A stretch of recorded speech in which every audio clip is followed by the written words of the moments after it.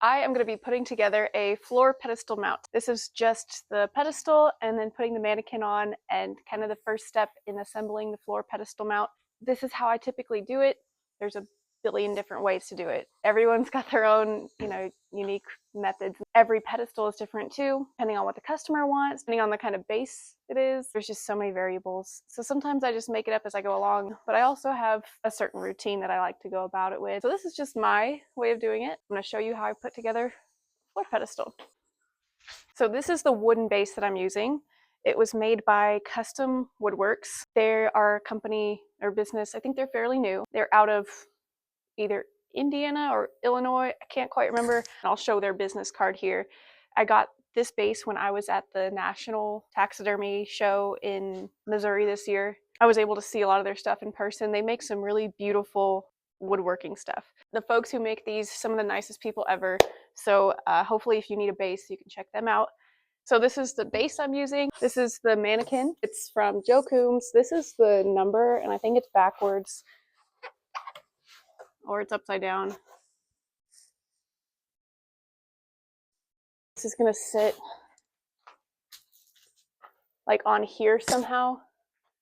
So we got the base, the mannequin, and now I need to obviously attach them together. I'm gonna use a piece of juniper wood that me and my friend Heather collected this spring in Colorado. Put it on the base, have the mannequin connect to it. So let me go find a piece real quick. Here's my pile of juniper wood. Some of these are gonna work really well for a pedestal and some are just not. Some really pretty pieces here. I'm looking for something that can sit on top of the base and then have the deer attached to it, so nothing like too tall. Like that one's way too tall, and I also have something else I'm trying to use that one for. Hello, I need to interrupt this video for a second. I did not realize that halfway through recording my audio stopped being captured by this little microphone here, so I'm just going to continue the video and do the voiceover for it. So some of the clips, looks like I'm talking at the camera because I thought I was being captured, but I was not. So please keep watching till the end. Make sure your microphones are charged before you do any kind of video recording. So, but thank you so much for watching anyway. Now back to the video. So this is the piece that I ended up choosing. It's a piece of juniper wood and it has a really cool twist on it. It's really pretty, but it also is still a little bit too tall. Here, I'm just gonna put the wood on the base and move it around to test it to see where I want it to set, what's gonna look best, and also where the mannequin is gonna set best on this piece of wood. I already determined this piece of wood was too tall, so I'm gonna alter the top and the bottom. This kind of gives you a visual of how tall this piece of wood is. I can't even get it in the whole frame. I'm 5'3" and this wood is taller than I am. So what I ended up doing was taking the piece of wood and slamming the bottom against the ground, and that broke it off in a nice, like, not sharp way. So you don't want it to have like a big cut in it where it looks like it was cut with a saw. I just wanted it to look like a natural break. And like I said earlier, I want to take some length off the bottom too, so I'm going to use a chainsaw because I do want it to be a nice even cut at the bottom, unlike the top where I wanted it to look like a natural break. And here, I know I'm not doing this super safely, but I do have a lot of chainsaw experience and it was just a simple cut, so I wasn't using proper PPE, but if you do this, I highly recommend using proper safety equipment. So now I'm back to testing the piece of wood on the base, and I really like how that's setting so far. I'm going to put the mannequin back on and really try to get a final look of how I want it to set. This is where it's really nice having a friend help you. I'm actually using my phone's camera as kind of like a mirror so that I can see what this looks like from a distance. Now that I know where I want this branch to set, I'm going to take a Sharpie and outline the bottom of where this branch is sitting right now on the base. This is a guide for when I attach the wood to the base, then I know exactly where it's setting and I won't have to guess. And I'm marking on the base and on the piece of wood just so that I know which side is which. I shouldn't get them confused, but in case I do, then I have at least a little bit more of a guide. Now that I have my outline, I need to take the top piece of plywood off the base. It's just screwed in with a couple screws, and it sits really flush, so I had to screw in another screw hole in there just to pull it out. Here's just what the base looks like on the inside. There's nothing in there. Now, attaching this branch to the plywood, this is where I get a little bit creative because I don't have anyone to help me hold this stuff. The first thing I'm going to do is drill 3 pilot holes within that outline of where I marked where the branch is going to set. Now, this is just the initial step where I'm just putting regular screw holes into the wood just to hold it in place. I left a space in the middle where it's the widest, where I want to put in a lag screw. Now, I turn the plywood upside down so it's the bottom side, and I'm putting 3 screws into those pilot holes. I'm going to drill these in so that I have about 1/4 of an inch sticking out of the top side, as you can see here. I don't want them sticking out a lot, but I do want them sticking out about this much, and here I'll show you why. I'm going to set the plywood back onto the base, and then I'm going to take this branch and I'm going to set it where it was before. Remember, I have the outline, so I know exactly where it was, and I'm going to press it into those screws in the plywood. The ends of those screws that's sticking out of the plywood, that's going to be just enough to poke little holes in the bottom of the branch, and that will give me the exact places that I need to drill pilot holes into the branch. They're kind of hard to see on camera, but the important thing is that I can see them really clearly in person. So now that I got pilot holes drilled in both the branch and the plywood, I'm going to line those two things up and they fit perfectly. And the pilot holes help a lot, but it still was difficult getting these screws all the way into that juniper branch. The juniper wood is really dense, and so sometimes it's hard to screw into. Before I put a lag screw in this, I'm just going to test it to make sure that I like the fit of where it's going to set, just in case I want to change it. It's going to be a lot easier before I put the lag screw in. And this screw is maybe like 6 inches long, and this is really going to secure that branch to the plywood. The screws themselves probably wouldn't be enough, but this is going to help a lot for sturdiness. And of course, before I put the screw in, I'm going to drill another pilot hole. And I'm using this universal drill bit thing, and it actually was really helpful because I didn't have a bit that fit exactly onto that lag screw. So as you can see, it sort of separates this wood a little bit, but you can't see it from the front. And what I can do is just add some filler here, and that'll be no problem. But it is really secure everywhere below that.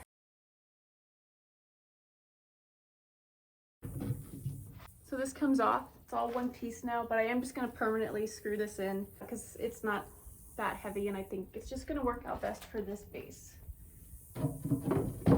Sometimes it's nice to have that detachable, but it's not super important, especially because it's not that big. If this was like way bigger or way heavier, yeah, but it's maybe like 6'4" tall max.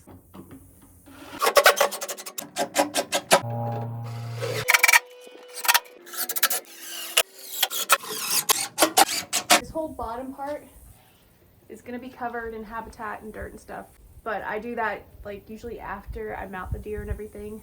It'll be even more secure later, but it's pretty good right now. So now it is time to add the Manikin.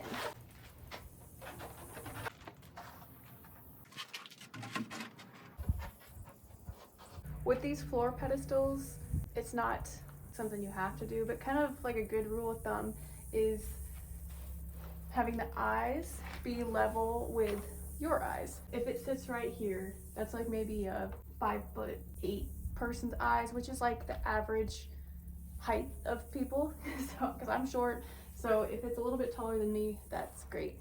I think I'm gonna go with this. Okay, the audio stopped working again, but here I'm just taking a Sharpie and I'm marking where this Manikin hits the branch. So basically where I'm going to install the attachment hardware.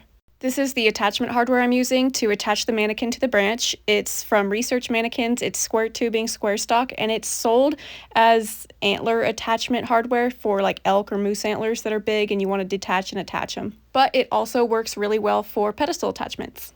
I'm going to take the solid side, so the square stock end, and that's what's going to go into the branch, and then the hollow side, the square tubing side, is what's going to go into the Manikin. So I marked on the branch with the Sharpie earlier where the Manikin hits the branch, and so I'm using a spade bit. I think it's an 1¼ inch spade bit, and I'm just drilling a big hole.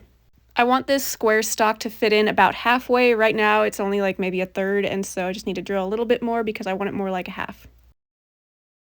This did take a while because this wood is really dense, but that's a good thing because it's going to hold really well. So now that I got this hole deep enough so that about half of this square stock fits, I'm going to clean it all up and make sure all the dust is out of there. I'm going to mask around the edges, and it's wobbling right now just because the base is on unlevel ground, not that the branch is wobbly itself. And so I masked it off, and even if I get anything on the wood, I can still clean it off, but this just helps keep things a little bit cleaner. And now I'm going to use Bondo. Well, it's like a knockoff Bondo, this purple can, and it's a lot cheaper than regular Bondo. This is about how much I use, and I'm gonna use this to attach the square stock into the hole. And Bondo is not an adhesive, but it works really well for this purpose, so that's why I'm using it. So Bondo is actually a filler, and so what it's going to do is fill the hole, and it's going to secure this square stock in place, and you'd have to yank really hard to get it out, so it works really well.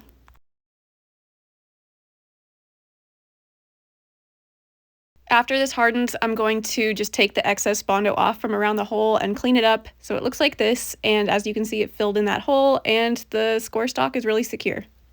So now this next part, things need to be a little bit more precise. Remember, this base was wobbling earlier, so I'm going to make sure it doesn't wobble at all for this next step and that it's level. This next part is attaching the Manikin to the base here, so I don't want to have to redo it later. I'm just really triple checking that it's level.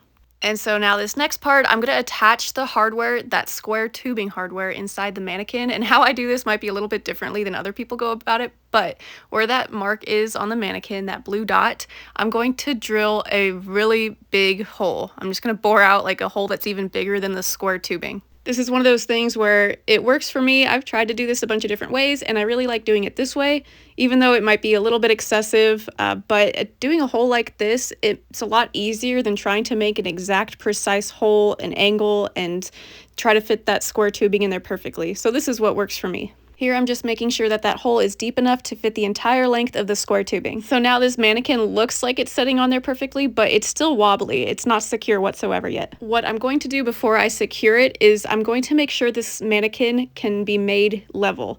So I'm not trying to put it exactly in place yet. I just want to make sure that this Manikin can be made level, if that makes sense. And I'm not going to go into this super in depth because if you're already watching this video, you probably know how to make a Manikin level. So now I'm going to take the Manikin off because it's time to attach this square tubing permanently inside that hole inside the Manikin. This Manikin is going to be able to slide on and off this branch at any time. It makes it easier to mount and easier to transport. I'm going to make sure this space is clean and dust free. This square tubing, obviously it's hollow and open at both ends, so what I'm going to do is slide this square tubing onto the square stock, and I'm going to tape off the end with electrical tape. Obviously I don't want anything going inside that square tubing. I want it to remain hollow so that it can slide on and off. That part is pretty important. You don't want any kind of holes or anything like that, and I like the electrical tape versus like a masking tape for that purpose. I've got the bottom masked off once again. I'm going to grab the Bondo again, and this part, it's a little bit messy, as you can see here in a second.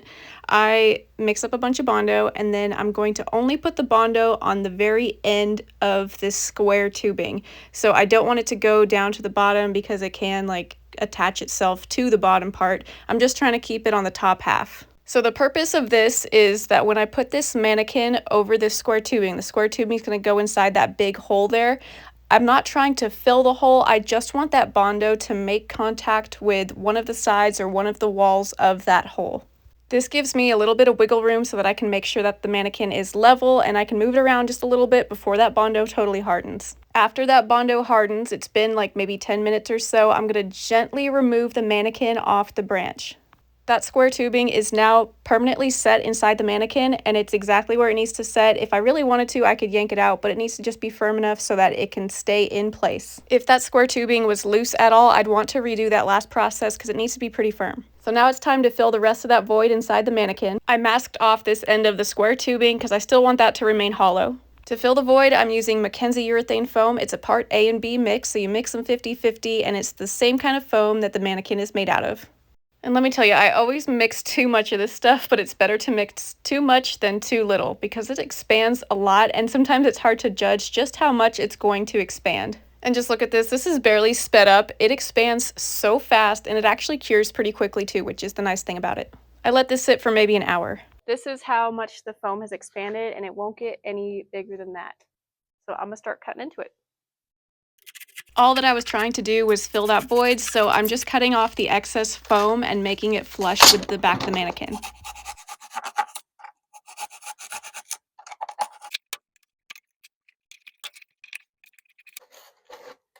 Okay, and this looks really messy. I'm gonna get a rasp and clean this all up.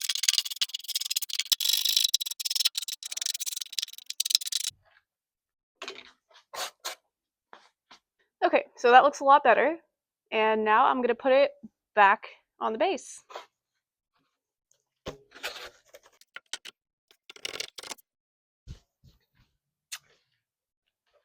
There you go.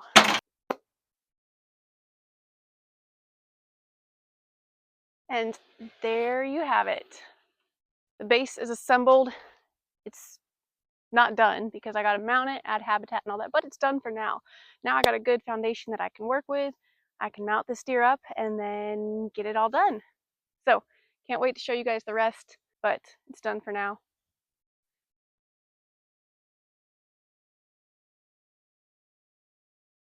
Thank you guys so much for watching this video. If you liked it, please like it and subscribe and all that jazz. You know what to do. And I'm going to be mounting this deer in the next couple weeks and posting a little bit more about it. So if you want to see that, please stay tuned. Thank you guys so much.